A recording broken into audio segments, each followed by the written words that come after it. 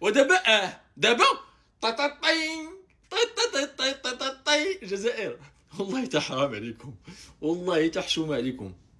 نتوما تكرفصوا على العراق، نتوما عذبتوا العراق ديال بصح.